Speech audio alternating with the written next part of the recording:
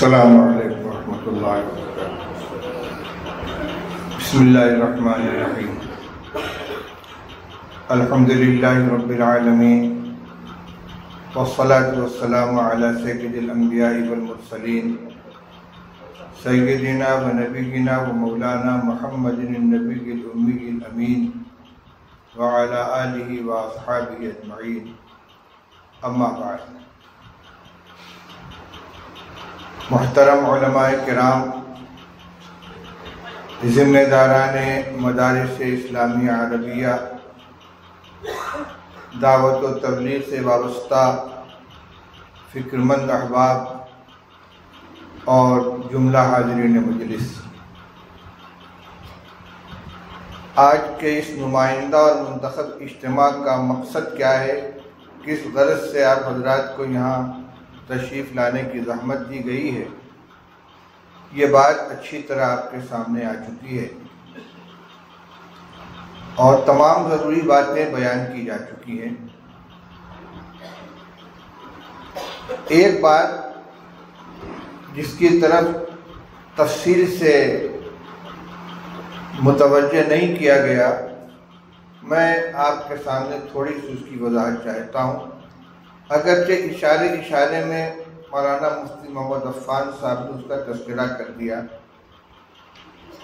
कि हम जब मकातिब का तज़किरा करते हैं तो मुनज़्ज़म मकातिब की क़ैद क्यों लगाते हैं, सिर्फ मकातिब क्यों नहीं कहते?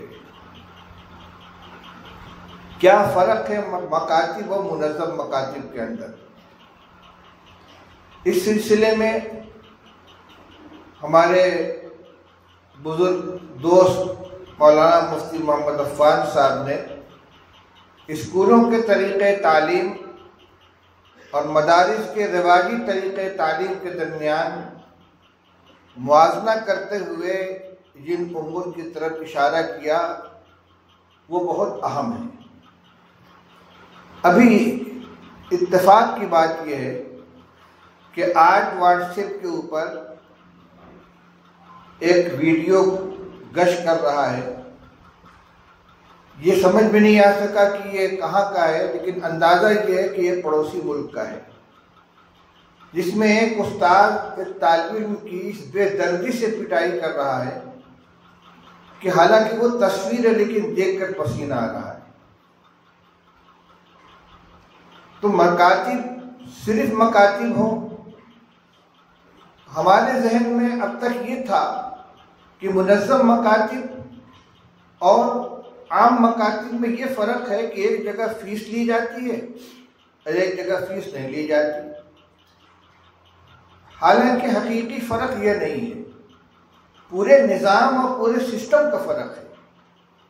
मकातिब का मकसद सिर्फ इतना है कि बच्चे आएँ, उनको नाज़रा पढ़ा दिया जाए, कुरान पाक पढ़ा दिया जाए और उनको इस लायक बना दिया जाए कि वो किसी मदरसे में दाखिला ले सकें या हिफ्ज़ कर सकें। मकतब का मकसद हासिल हो गया। उनका लिबास कैसा है, उनकी हाज़िरी का तनासुब क्या है, उनके सरपरस्तों को अपने बच्चों को मकतब में भेजने की फ़िक्र कितनी है, खुद बच्चों को पढ़ने से कितनी दिलचस्पी है, इन चीज़ों पर नज़र नहीं होती। और मुनज़्ज़म मकातिब में जो चार चीज़ें आपकी तरफ के सामने पेश की गई हैं, निसाब तालीम, निज़ाम तालीम, निगरानी और एक चीज़ क्या थी, तरीक़े तालीम, ये उसके बुनियादी अनासिर हैं। सिर्फ ये फ़र्क नहीं है कि एक जगह फ़ीस ली जाती है और एक जगह फ़ीस नहीं ली जाती। ये तो निज़ाम को चलाने के लिए और उसको खुद कफील बनाने के लिए रास्ता इख्तियार किया गया और इसका भी दखल है। जिस चीज़ को हासिल करने में पैसा खर्च होता है उसकी कदर और कीमत होती है। असली तालीम में आप देखते हैं कि बड़ी बड़ी फीस डोनेशन देकर दाखिला कराया जाता है, यूनिफॉर्म के नाम पर और टीचिंग के नाम पर, ट्रांसपोर्टिंग के नाम पर बड़ी बड़ी रकमें खर्च की जाती हैं, इसके बावजूद कीमती ट्यूशन भी कराया जाता है। बच्चे भी शौक से जाते हैं और घर वाले भी महसूस करते हैं कि हम इतना पैसा खर्च कर रहे हैं इस तालीम के ऊपर, तो हमारा बच्चा इससे महरूम ना रहे।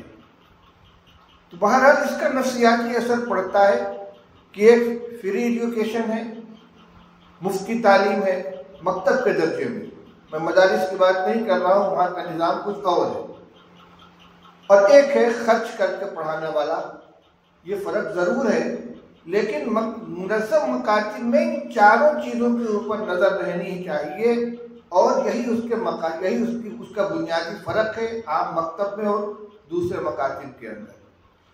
दूसरी बात जो हज़रत सदर मोहतरम दामद बरकातुहू ने इब्तिदान इशारे में कही थी, और मैंने सोचा था कि मैं खड़े होकर उसकी वजाहत करूँगा, लेकिन अल्हम्दुलिल्लाह उन्होंने खुद अपने गुफ्तगू के आखिर में उसकी वजाहत कर दी कि हमारा मकसद और हमारा इसरार इस पर नहीं है कि दीनी तालीमी बोर्ड से ही वाबस्ता होकर मकातिब का निज़ाम चलाया जाए, बल्कि मुल्क में बहुत से इदारे हैं, बल्कि बाज़ वो तंजीमें हैं कि जिनका काम ही सिर्फ मकातिब को चलाना है, और मुल्क के मुख्तलिफ हिस्सों में उनके बड़ी तादाद में मकातिब चल रहे हैं।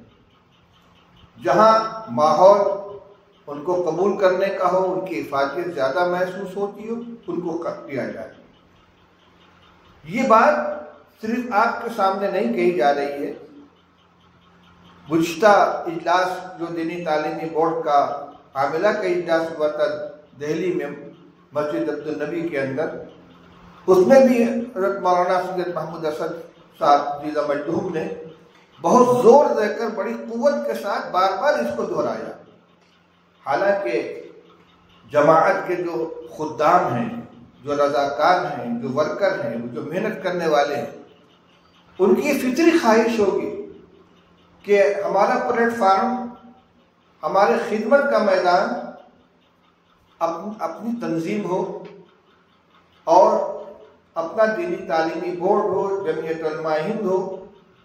लेकिन इसके बावजूद ये इसरार इस मकसद से था कि यहाँ एक दूसरे के हरीफ बनकर काम न करें, बल्कि एक दूसरे के हलीफ बनकर काम करें।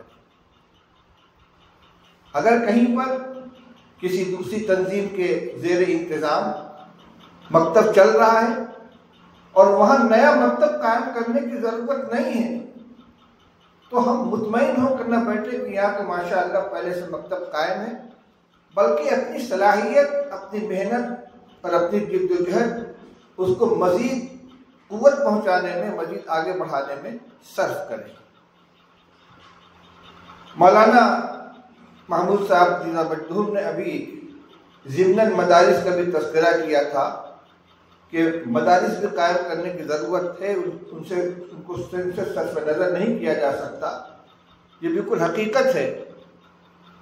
इस मुल्क के अंदर दीन की हिफाजत के लिए जो पहली कोशिश हुई है वो मदारिस की शक्ल में हुई है, और ये मकातिब उनकी फ़ुरू हैं, उनकी शाखें हैं, उनके बरकोबार हैं।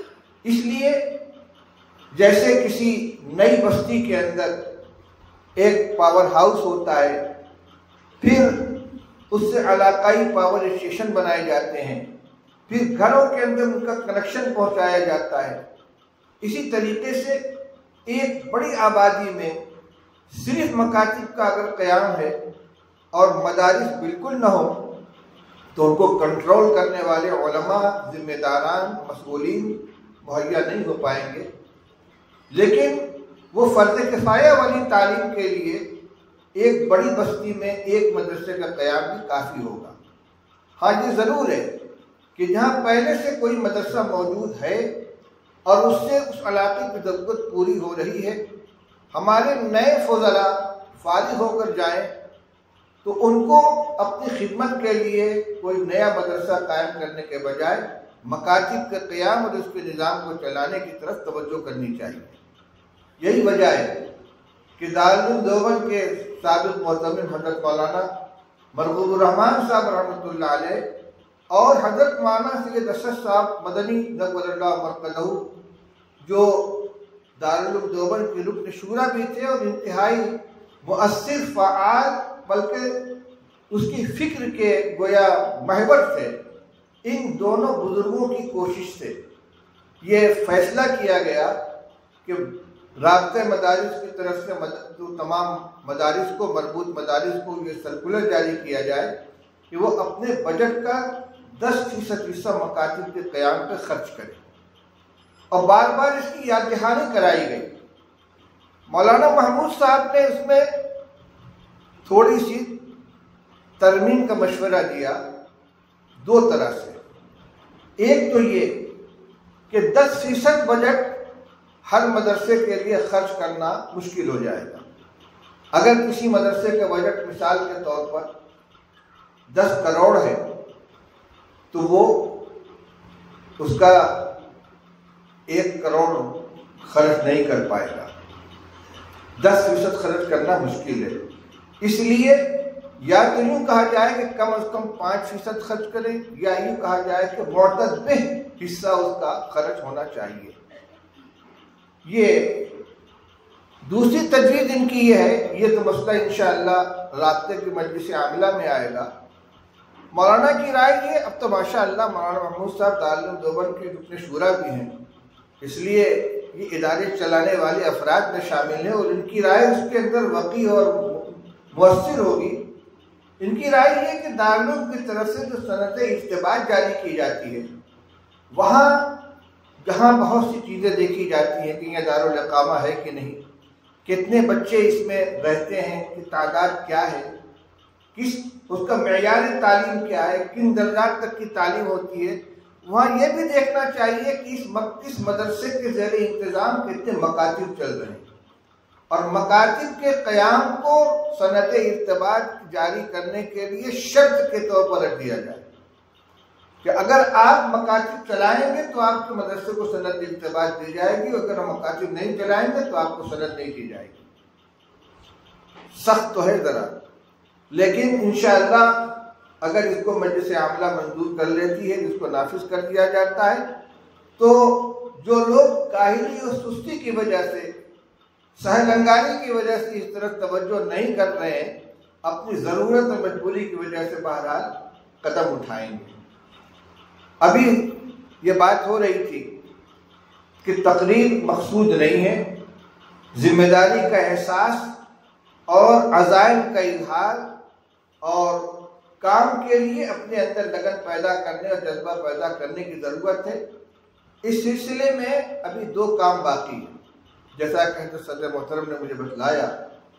एक तो अज़ाइम का इजहार, अभी आपने सुना कि रायचूर में तहफ़्फ़ुज़ ख़त्म नबूवत का इजलास था और माशाअल्लाह हमारे दोस्त ज़ीशान हसन कादरी, अल्लाह उनको उन्हें बरकत दी दे, उन्होंने और अपने अहबाब ने जो मेहनत की, तो पूरे इलाके से हज़ारों हज़ार ज़िम्मेदार और कई सौ उलमा उसके अंदर शरीक हुए। उसमें तकरीबन 3000 मकातिब के क़याम का अज़्म किया गया और अब उनका जायज़ा भी लिया जा रहा है। उनकी बाकायदा फहरिस्त बनाई गई, कौन जिम्मेदार है, किस इलाके के अंदर मकतब कायम करना है, फिर उनसे राब्ता करके मालूम किया जा रहा है कि आपने अब तक कितने मकातिब कायम किए और आइंदा आपका क्या निज़ाम है। और जमीयत की तरफ से, दीनी तालीमी बोर्ड की तरफ से जो इजलास होता है उसमें भी अज़ाइम का इजहार कराया जाता है। मजलिस आमिला के गुज़िश्ता इजलास में भी हर इलाके के जिम्मेदारों से उनके इरादों का इजहार कराया गया, उसको नोट किया गया। आज भी अमल करना है।